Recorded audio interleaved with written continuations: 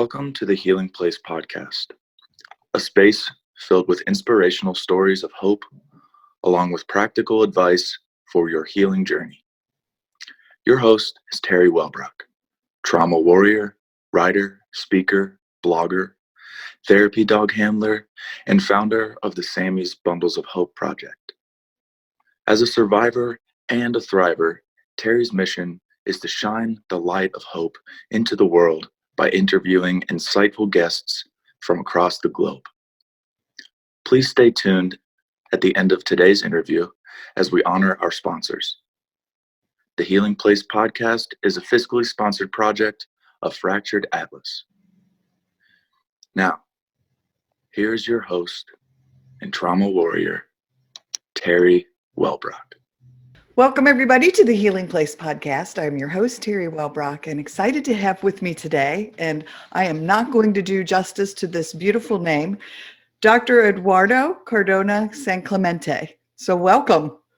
Beautiful. Thank you very much, and thank you very much for inviting me, Teri. Oh, absolutely. I'm excited to talk about your book and so much more. But you really you work in academia, integrative healer, therapy work, author, and so much more. So yes, tell people a little bit about who you are and what you do.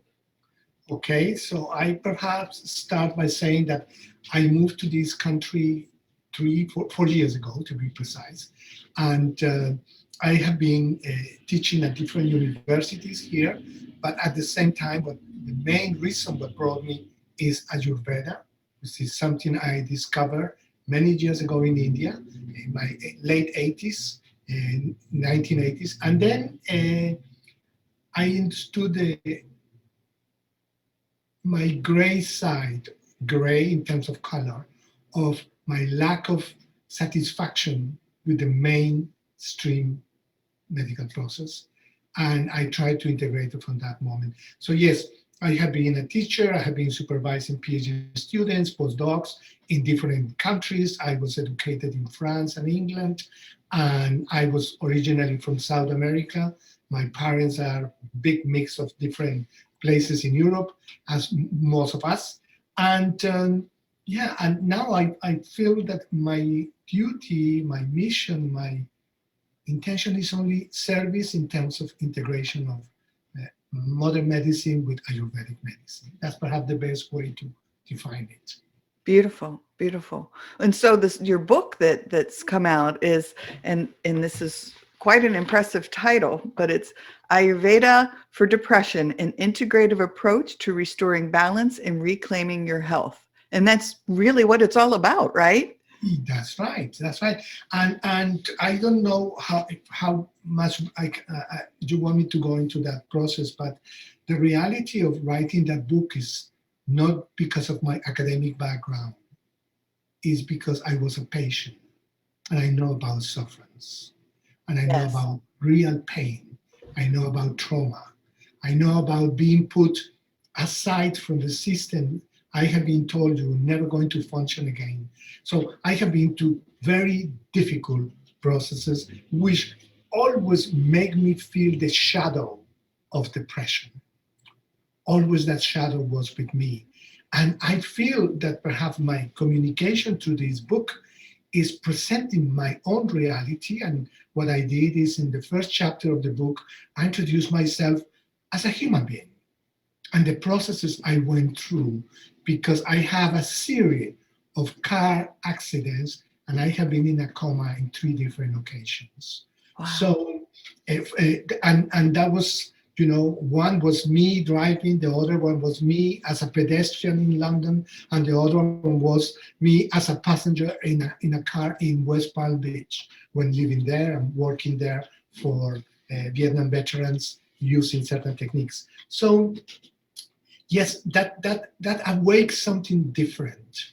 So that is the best way. The book is Ayurveda for Depression, because Ayurveda took me out and gave me options, gave me possibilities to heal my body. And when I mean my body, I mean by my body, my emotions, my feelings, my spirit, my soul, whatever people want to call it. Because that is the beauty of this process I'm into, is the integrative aspect.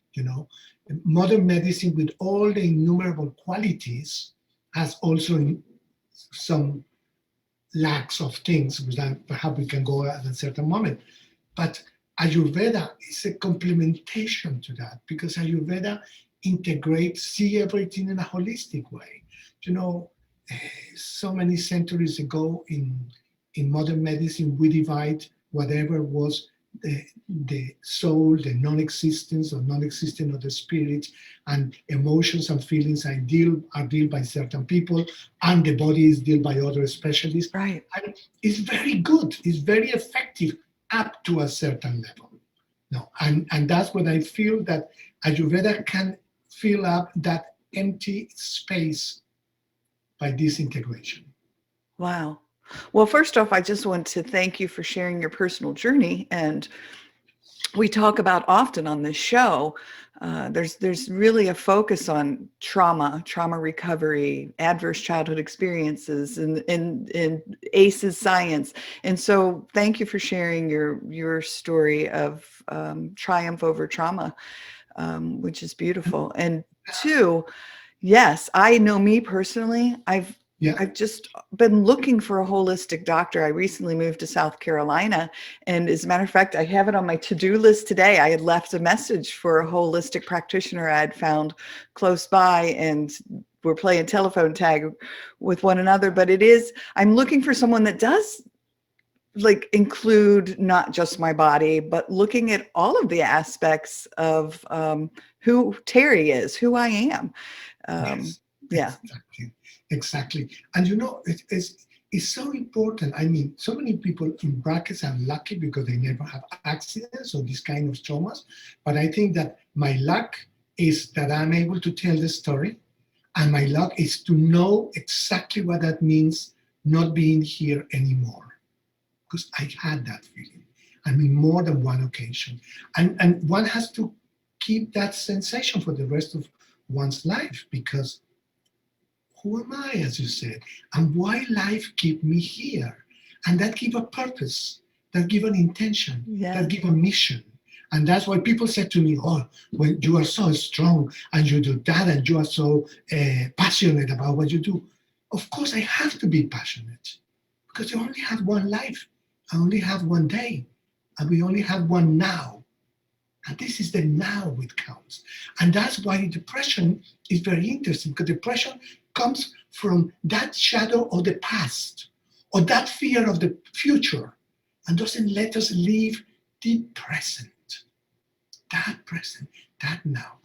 So it's by fluctuating between the unconsciousness and the consciousness, somehow somebody within myself got something which I will be unable to define, would keep me in this search of service within, service to myself, respect to my own body. And from that place, we can serve better. I always tease my GP in London, not my actual GP, a previous one, because he was a smoker, and more or less, I will not say alcoholic, but very, very keen on these kind of things. And I was thinking how somebody, and people I have been working with that, I will say, very well known in the scientific world, but they have all the signs of cardiovascular disorders.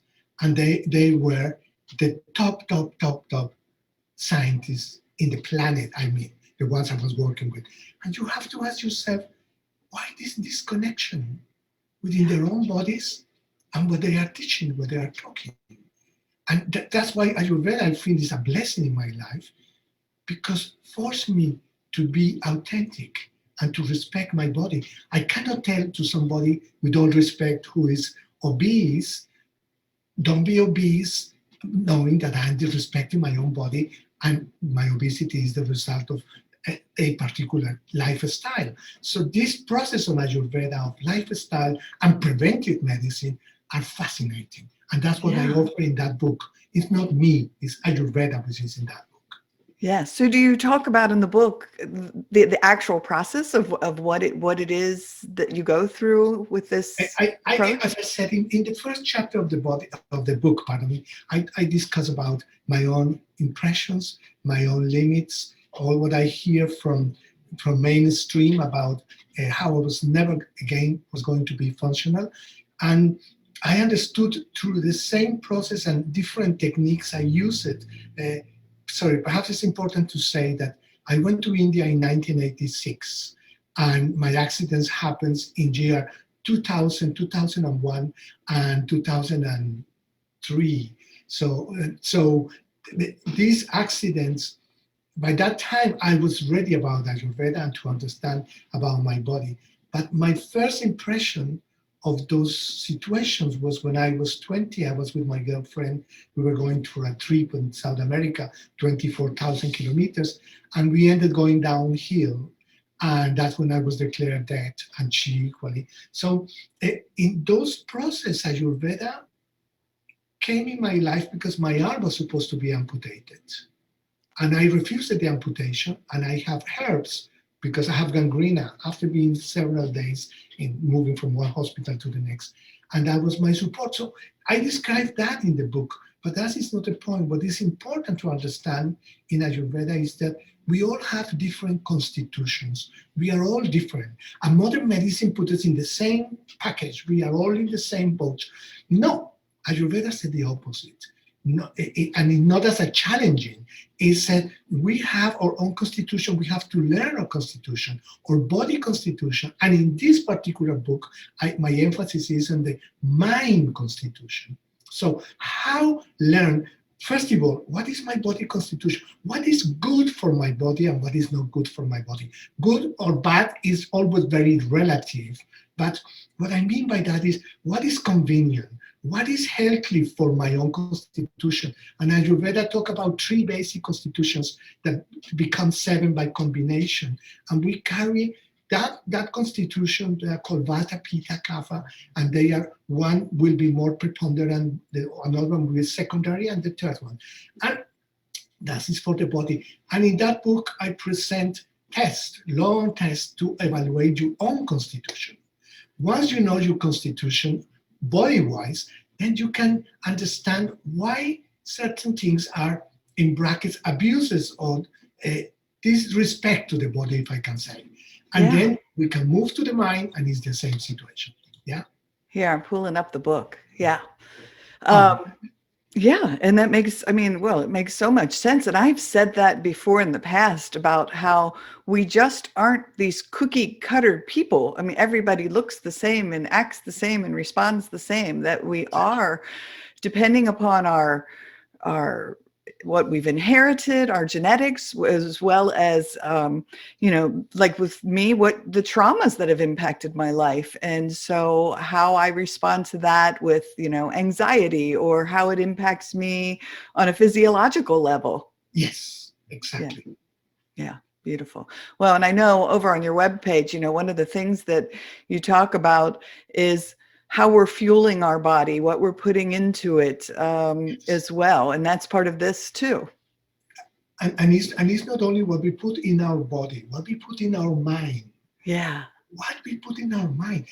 People start the morning already with the background of the yesterday or the week before, and we cannot understand that life with capital L is giving us another day, another possibility. And it's from that space that we can address our lives in a better situation. But no, we are always anchored in the past in a way. And unfortunately, the body get affected. And also we are anchored in the past because if we don't eat well, we don't eat, in Ayurveda, we have the how, when, how much, and why. Yeah, all these questions about your diet. You have we all know, we have a big dinner at 11 o'clock. We know what the day after will be for us. As we know very well, if we escape and we don't have lunch, how our body is going to react. So it's how connect again to nature. That is the main characteristic to my eyes of Ayurveda. How to connect to nature and connect to my own nature, because we forgot that we are just animals. We have been monkeys jumping there, and we are under the influence of the stars, under the influence of we see the moon control the waves of the ocean, and we are 70% water in our bodies. So why we cannot understand that we are under the influence of so many other things? No.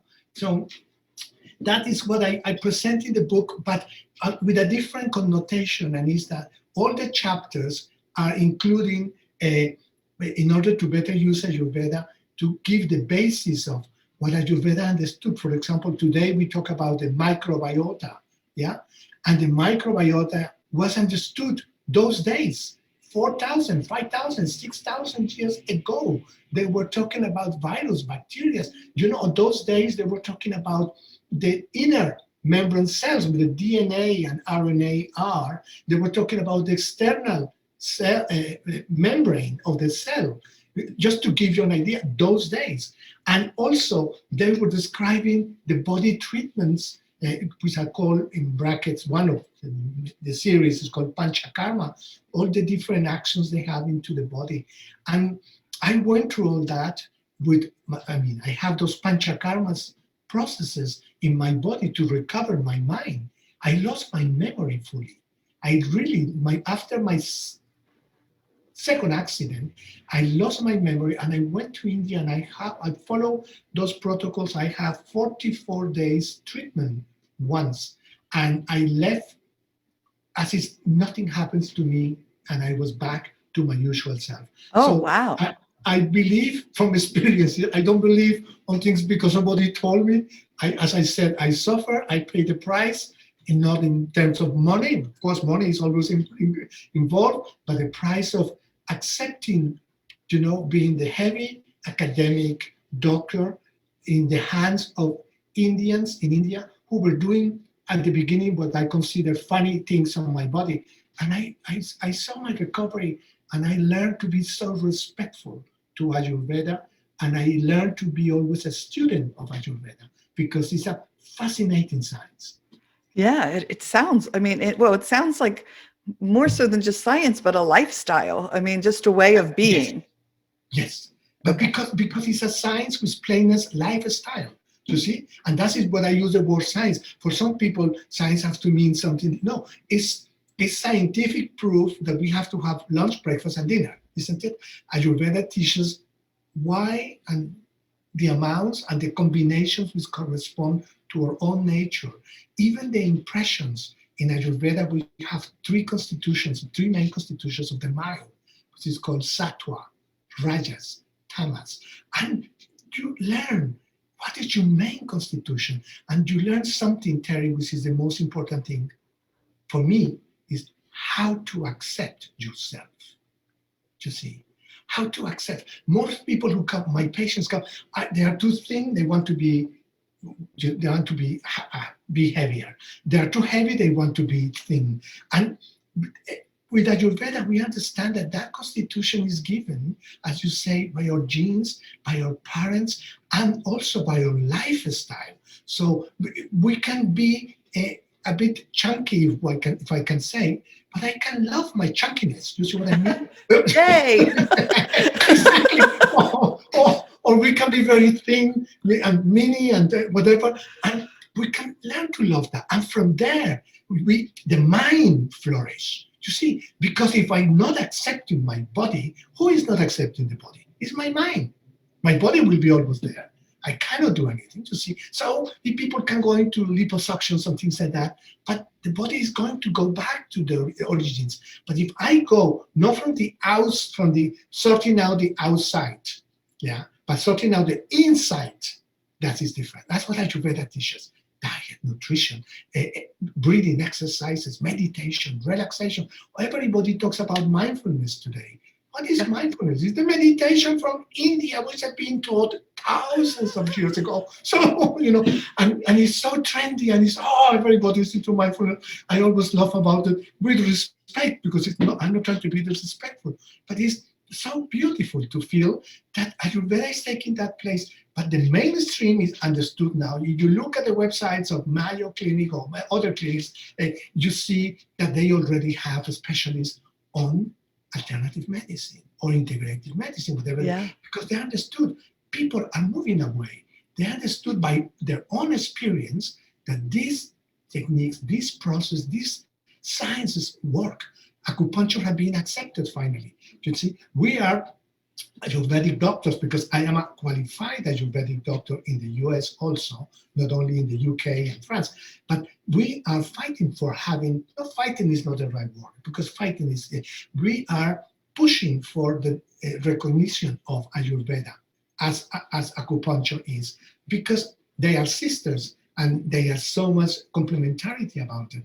But we are not there yet, but we have our association nationally, and that is a lot of work to do, but will be done. And Yes. people are experimenting it, and they know by their own changes within their bodies, their minds, etc. Yes. Well, and I only laughed when you said mindfulness because in my head, I was going to say, I was thinking, oh my gosh, as he's talking, like I keep coming back to mindfulness. And if one of my next questions was going to be if Ayurveda has mindfulness as a component, or if it's like intermingled and intertwined in it. And you answered the question before I asked it. So there you go. Good. Yeah. Good. I mean, because truly, I practice mindfulness every day, but not so much as in a sitting practice as in a living practice, where if I'm out and about and I live on a beautiful island, and if I see an alligator swimming through a lagoon, I stop to say, oh, wow, and to just absorb that moment in the now. And so again, it's just a part of my life with a capital L, as you put it. I love that. Yes, yes, because it's very interesting. And you were asking me about the book, and I said, you know, I make a comment that if you let me address a little bit about what is my connection, or what is I'm trying with this book to connect with the reader of the book. And it's basically, I decided, or life helpfully showed me the path to face my own limits, physically and mentally, by not use of drugs, by not drug dependency. That was my choice. Most people decided to be passive and to have the other side, and it's depend on medication. Yeah, I have no judgments about it, but it's just to say, you know, and with all humility, that if I was able to do it myself without medication, after all what I went through, that I'm not going to detail, it sounds, it's in the book anyway, but I approached that paradigms to be a healer, you know, and I became a healer by healing my own body. So I was first a patient, and then I became a healer, if you want to call me a healer. But it's through that process, you see, to really allowing the body to suffer. We are in that stage of life in today's society, modern societies, that pain is something wrong. There is nothing wrong with pain. On the contrary, pain tells us what is not functioning well. It's an awareness, but we switch off the pain. It's the skin is the main organ of our body, yeah? And we have a little rash, we put cortisone on top to block that. The skin is telling us something is wrong somewhere, and that's why it's manifesting. But no, it's always obliterating the origins of things. We never go to the causes. It's always the appearance. It's always the external thing. So my aim really is to show to people how extraordinary our body is, and also how much we take for granted, and how much we don't know about it, and how much we don't do for it. You see? Yes. Yeah. So by integrating Ayurveda with all the beautiful tools that modern medicine or biomedical tools we have, we can go far, far away. You know, we understand the body and the millions of reactions that happen in every second. We understand the physiology, the biochemistry, even the biophysics. We understand the process of the mind now, and all these other aspects. But now we can combine that with that deep and profound concepts of Ayurveda, with this basic, I will say, this basic understanding of what they call the 5 elements, the Pancha Mahabhutas, the 5 elements, which are converted into what I discussed, I said earlier about Vata, Pitta, Kapha, the constitutions. And from there, and it's all starting from such a simple concepts and so profound at the same time, which can give us, and that is the book. The book is, as I said, one is about me, one chapter, the rest is about the beauties of Ayurveda. And it's written for 3 types of readers, and that was my intention since you asked me about the book. One is directly to the people who are confronting either depression, anxiety, or drug dependency, medication dependency. The other option is, in the book, is for people who are maybe reading the book on behalf of somebody else, a family member, a partner, a friend who is suffering from depression, and to convey this information to them. And the other group is for the readers who are professionals, because they are treating patients facing depression eventually, and they can help them with these modalities. We were talking about mindfulness. If somebody understands that they are not connected with the body, that is a blessing for them. It's a blessing for me every day when I see how disconnected I am, because we are all disconnected. So, and how I have to keep this continuous process of keeping here with this I, which I don't know who he is, but I know that it lives within. And that give me a balance and perhaps make me a better person, because I will be always egocentric. I will be always want everything for me. But by going back there, I realized that nothing belongs to me. Not even the process of breathing belongs to me. There is something I cannot even control that happens by itself. And one can learn to surrender. And just what I was talking before about humility, and to understand that our feelings, those sentiments, or thoughts can be directed or conducted in a different way if I connect to myself at a deep level, or I keep trying to connect, keep trying, because it's not a question that is always forever and will be levitating. I'm nothing of that. I'm an ordinary human being as everybody else. But the difference perhaps is that through my pains, through my discovering that life, the value of life by being considered dead, I realized that I have a responsibility towards myself, you see. Yes, very much so. And you answered another one of my questions. You must be connected with my mind, because I was going to ask you who your target audience was, and you answered it. So that was beautiful. But I have to tell you a funny story really quick, because as you talked just a few minutes ago, and you were talking about, I don't even like to take, like acetaminophen if I have a headache. I'll warm up my rice bag and put it on my neck. And usually that just helps relax. And then, it's usually a neck because my shoulders are up here if I'm tense. And so then the headache dissipates and goes away. But I'm not anti-medicine, but I don't take medicines because I love what you were saying. So anyway, my funny story is, I was cutting an avocado and we bought these new knives, and I was not paying attention, and it went through my, it hit my bone yesterday. Oh, and it hurt so bad. But I ran to the grocery to get some more Band-Aids, and I was going to throw some, Neosporin on it or whatever, throw a salve on it. But I found these really cool Band-Aids that said, don't put anything on it. Your body knows what to do to heal it. This Band-Aid will put a seal over it. And so anyway, I ended up putting this Band-Aid on it, and it said, a bubble will appear, and it's your body doing its natural healing work. And so as you talked, I loved it because I was thinking about my finger. No, it's very interesting, because we always have the choice. I mean, we are so lucky that life gives us the opportunity to make choice. You cut your finger, you have pain. Pain is inevitable. You cannot do anything. Pain is inevitable. But suffering is optional. Right. You decided not to suffer, and you put the bandage, and you put in the best way possible for you. So it is always up to each of us to make a choice.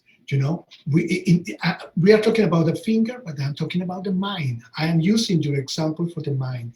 I can keep saying, "Oh, somebody abused me," or "somebody that," and I can keep repeating myself, and I can keep repeating myself. "Oh, I lost mobility of my arm by 50%, and I'm never going to recover." We are already phrasing those things in our mind because it's a sufferance we impose to ourselves. And I really believe on the power of as you said so well, the biochemistry and the physiology of the body healing from within instead of healing, trying to feel from the outside. So it's fascinating because we always come to the same thing: is everything is within ourselves, no? And science is more and more getting close to that, no? With all the new discoveries we are getting about the mind and the powers of the mind. Yes. Perhaps that is one of the awareness to connect. And I think, I don't know. I try to look at the positives of the pandemic and all that's gone on with this. And I truly believe that an awakening is occurring and that an awakening is happening, and that people, it's created a sense for people to step back and evaluate, what am I putting in my body? Or I shouldn't leave the house and run and get fast food because it's a quick, easy fix, to grow my own foods, to make my own dinners, but again, and also doing the mind, the healing work with your mind on their trauma history, with panic attacks and anxiety and all of that. I feel a shift occurring. I feel an awakening occurring, and I hope that continues. And in your book is certainly such a gift to those who are awakening to that. Yes, and I because you said that, I share something with you. Whoever called me for consultations, either here in the Bay Area or I treat people, my patients from Europe. The ones have been my patients for since years ago. I treat them by Zoom or by Skype, whatever. I'm not advertising. But the thing is, I don't want to see new patients because I cannot evaluate. Ayurveda has tools of evaluation like the tongue, the iris, the physiognomy of the body. It's so many evaluations that you can do, but you need to have the person in front of you. So that makes it difficult. So in terms of what you are saying, you see, and I don't want to be lost, but is how to we have a virus. Viruses have been always there for centuries and millennia, all our lives, bacteria, phagos, everything. But now we are aware. And I think that the virus has an enormous good possibility, as you describe it, but at the same time, because create that sense of isolation. I see, for example, people are afraid to be next to somebody else. So that can create some paranoia. And this paranoia can create anxiety. That anxiety is going to create depression. And this book took me 3.5 years to work and happens to be published in the middle of this pandemic situation. I didn't do it as a quick thing to let's put it there, is the time to put it. People can see the benefits. I was reading the comments from the Amazon reviews from people who have been reading, and I see really that it's not, I repeat, it's not me. I put things together. It's Ayurveda, it's the science of Ayurveda helping us to do something. So the virus itself has that virtue of putting us together, but we don't understand the process, and you see all the panic that generate. If we are learning to wait, to measure what is really good and what is really bad, as you said so well, why I'm going to expose myself going to that place to buy that food if I can cook something simple, nice and delicious at home too, no? And for me, I discovered the pleasure of cooking cakes. I never in my life cooked a cake. I cook Italian, French, Latino food, but everything. But I discovered cooking cakes, and I am now enjoying sending to friends and to people because it's my way to sort out my insulation. We are all in that boat, and so how to be with the others, manifesting something in a different way. And I hope that people will try to do that and not go into going inside for. I know that the incidence of depression, as perhaps you know, in the US, for example, moved from 45 million people to 85 million right now, is duplicated. So I don't know how many of them are under medication. But if people understand that techniques, as I described it in this book, are helpful for them, they will not go into those kind of crises. And I know. And I prefer to believe that it's going to play a role to the ones who decided to get involved with those processes, because it's not reading a book, it's putting it into practice. And you see, and that's what is tough with Ayurveda. It's tough for me, for anybody, is to put into practice. It's very easy to say, I'm going to follow that diet. We know very well how difficult it is to follow XYZ diet. The same thing with Ayurveda, because there are things new, things where people are not aware. For example, breathing exercises. Teri, I promise you, if you learn the virtues of pranayama, which is techniques which have been developed in India thousands of years ago, how to breathe and how to control myself, how to relax, how to control my anxiety, how to calm down, is fascinating. Pranayamas, there are some examples there to see. And in the same way, how to, with the food, there are food which is hot, there are food which is astringent, there is food which is pungent, there is food which is sweet, or it's acid, or is, or salty, for example. We have 6 different tastes. And if we see in our society, we eat only sweet and sour. That's what we eat. That's what we like. Sweet and sour. Sweet and sour. Sour is the meats and all the stuff. And sweet is all the carbohydrates, especially the carbohydrates we use today, the tendency to be pure rubbish, consider what you can get in the supermarkets. But if we go back to those real carbohydrates, which are the basis of our diet for so many centuries, and we understand, okay, what is the real combination for me, the real proportion, which is the right time. I come back to what I said before, because it's so important to emphasize that.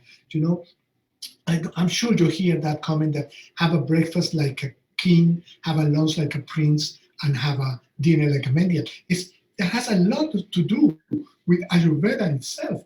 We are not supposed to eat at night time, because from the moment we close our eyes, metabolically speaking, the process of absorption, the process of all the metabolism go down, because the body has to do at night time other processes, like the detox due by the lymph. The lymphatic system has to do all this process. So if we overcharge, neither a good digestion will happen, neither a good detox will happen, because it's a process of detox that is going with the lymphatic system during the nighttime processes. So that's what I'm talking about, disrespect. But it's not people's fault, because we never have been educated about what is disrespect to our body. And perhaps Ayurveda teaches the way to respect our body by what is called dinacharyas. Dinacharyas stands for the daily routine, what to do in the morning. I just give one example. I don't know if we have enough time. I just want to give. No, I could sit and listen to you for hours. So seriously, feel free. I'm mesmerized by all of this. So feel free to share. No, just an example for whoever is going to hear this program and for yourself. Only one piece of advice. I can give so many, but the most important, never, ever allow yourself not to go to the loo, to the toilet for defecation once per day. Never, ever allow that to happen, because food is not toxic, but food can become toxic by recirculating the body. And that's what is happening with the LDL. I was teaching my research on cholesterol was for 30 years, and I am the one of the first people who present the LDL and HDL concept, the good and the bad cholesterol. There is a cholesterol which is collecting the cholesterol to get it out of the body, and there is a cholesterol which is going to reach the cells. If this process is not handled in the right way, that's how the atheroma, the plaque within the arteries happens, etc., etc. It's just an example. The same thing happens. Why? Because if we don't go and defecate, if we don't really do it daily, I know patients who come to me and say, there is a week I didn't go to the toilet. I cannot believe that some people, imagine the level of intoxication they have. And that happens for certain constitutions of the body, which is all described in the book. But I'm not advertising. I said that because it's there or it's told by internet, whatever. But the thing I'm trying to say, Teri, is for whoever listens to this program, understand the most important thing I have to do with my body is to learn to breathe and to learn that I'm never going to allow my body not to function digestively every single day. And for that, there are so many simple things, Ayurvedic or no Ayurvedic. I'm talking about natural products which can help us. Yeah, so many. Ayurveda has their own tricks, but other medicine have things. Psyllium is not Ayurvedic, to my understanding. Ayurveda use something called Triphala, and there are many other things. But it's understanding that if I have a proper lunch, my body is going to evacuate the day after better. That is, I don't have a lunch and dinner comes very heavy. The body doesn't have the time to digest, to process, to pass to the intestines, to be released that the feces at the right moment, time of the day. So all this imbalance generate imbalance in the mind. Yeah. It's no secret. One imbalance generates the other one. So see, so one can ask oneself, what came first? It's like the chicken and the egg. No, what came Right. first? The imbalance of the mind or the imbalance of the body? You see? And I leave that as a question mark for every single of us to realize that. And I want to add one little thing, because that take me to another aspect of Ayurveda. And this Ayurveda, we were talking about genetics. And Ayurveda said something which always touched me so deeply. Ayurveda said, you choose your parents. We are talking now at another level, no more transcendental. Said, you choose your parents. So if we choose our parents, if we believe on those kind of processes, I am not a believer, I'm not disbeliever. I am a witness, and I try to be a witness of whatever comes to me as patients of my own life. And I have been understanding, Teri, that yes, there are things we come by those genes which are coming from my parents, but there are things we come from the education my parents gave me, and my parents or your parents. And there is not a parent who came with a book to know how to treat it. We all commit mistakes as parents. Who didn't, or who is not going to do it in the future? So we give our impressions from our past, from our traumas to our children, and they're not genetical, they're conductual, and they create a conduct. So I don't like broccoli. Yeah. Or that smell is not good enough. Or whatever. And this is fixed by our parents. They gave us that. But they don't give us the food which is part of their habits, the grandparents, etc., etc. So we are missing the track by miles and tons of miles. Why? Because the bacteria, everybody knows that nowadays, that we are only bacteria. We are a walking bacteria. You know that about the microbiome. In terms of number, we are far more bacteria than anything else. So the bacteria is the one who is taking all those beautiful products that modern food doesn't allow us to use, the fibers and all this kind of, because bacteria live on fibers and they produce divine vitamins and minerals, and they help with the absorption, and the enzymes interact with that. So it's a perpetual dance. It's a beautiful dance in the body. And because not regulating the food in terms of how it's supposed to be at the time of breakfast, lunch, and dinner, we affect our bacteria. So our little mind, and you know the connection, you have, I'm sure you have been reading about the connection of gut-mind connection, no? You know, it's very well known nowadays, it's more than 10 years now. Okay, since 10 years ago, Teri, modern medicine is talking about it. Ayurveda was talking about it 7,000 years ago or 5,000 years ago. You see, so that's what I found that fascinating that these dinacharyas or lifestyle, daily lifestyle is so important. And in the book I have and Ayurveda, forget I say my book because it's that book that I wrote, but Ayurveda, and you can get by internet all this information without people who don't want to buy the book or don't have the money to buy the book, whatever. I am not here advertising. Yes, I am advertising what in Ayurveda, not necessarily my book. It's Ayurveda what counts.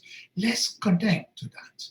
That will be perhaps the center of my desire to be with you and accepting the invitation, and I feel so grateful to you because it's that connection which counts, connecting to our body by using tools that not necessarily mainstream medicine is offering us. I was just going to say in response to you, I'm fascinated by all that you have to offer, and well, just the subject alone. And thank you for educating me and my audience on all of this. No, it's a pleasure. And I said, you know, I said not because I want to force you to have me in your program again. There will be a pleasure because there's something I understood, and at my age is what I enjoy the most is service. We are here for service, and what you do is something beautiful because you are serving the community by this process. So use me. I always said to people, you know, I have tomorrow another one, and I have on Saturday another one. I always said to people, use me, because what else are we here if it's not, you know, for that? I accomplished professionally many things, academically. Now what I want to accomplish is this feeling that, yes, I can offer something to society. And that's what I do, a lot of pro bono work, because that is far more important. I'm right there with you. I love the idea of, putting this, well, like I told you before we recorded, offering a space for others to shine their light of hope. And it's just been such a gift to the audience, and just, well, it's been a gift in my life. I've learned so much about healing and about love and life and connection and compassion, and just this, I mean, it's just been an amazing collection of beautiful souls from all over the world. And so I feel blessed to know them and to know you. So thank you. Same here, and I feel really very, number one, grateful for your invitation, and number two, delighted to know your work, and to feel we are through a Zoom system, but to feel your happiness of what you are doing, the joy, the real joy. You know, I saw perhaps 5 minutes of one of your programs, the previous ones, and I stopped. I was thinking, no, I don't want to look at that. I want to enjoy the real Teri, because I saw your joy. I was thinking, fascinating that somebody is not passive there, and as you said, making room for whatever happens, and in a natural way. Beautiful, beautiful. Congratulations. Oh, thank you. Congratulations. Thank you so much. That made my heart smile. So thank you. So how do people get a hold of you? How do they find your work and your book? Okay, there are different ways. I have some issues with the publishers, because I said I'm never going to use Twitter. I'm never going to use Instagram. I never use it in my life. Facebook. Never ever use that. So the only way to reach me is via my website.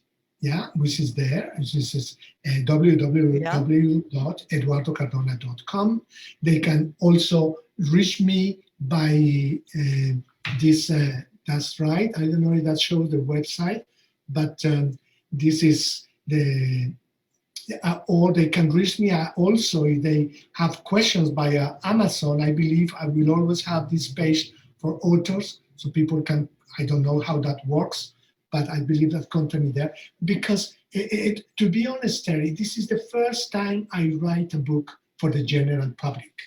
I always have Okay. been writing books, academic books. And that's what I'm so excited, because I am like you, I am a communicator. I have been teaching all my life. So I love that. That is food for me. And I know I'm offering food for others. So for those reasons, I said, I want to keep teaching. So people can contact me by email. You can give my professional email, which I will give you. Is my email. The best one to reach me is, you see, I have to find out my own email. This is not embarrassing, but is info@eduardocardona.com, which is in the website, or also doctor@eduardocardona.com. These are Wonderful. two ways to reach me, and I take it from there concerning the questions that people have. Equally, if people want to invite me to other activities, I am not from the US. I moved from Europe. I have a lot of activities with Europe, France, England, Italy, etc. But so I am very open to be integrated. I live in this country.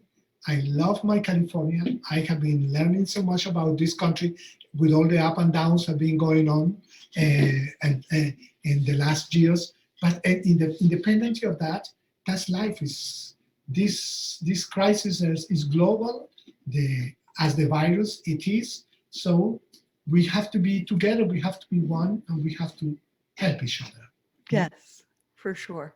Well, I have just absolutely adored this interview, and your passion and joy shines through as well. And so thank you again for joining me on the show. Pleasure for inviting me. All right. And hopefully we keep in contact. Yes, for sure. Yes. All right. Well, everyone, thank you for joining us today on the Healing Place podcast. And until next time, remember, be gentle with yourself. Okay. Thanks. Bye-bye. Bye for now. Thank you so much for listening today to the Healing Place podcast with your host and trauma warrior, Teri Wellbrock. If you enjoyed this episode and want to learn more about Teri, her mission, and the Hope for Healing journey, visit Teri's website at www.teriwellbrock.com.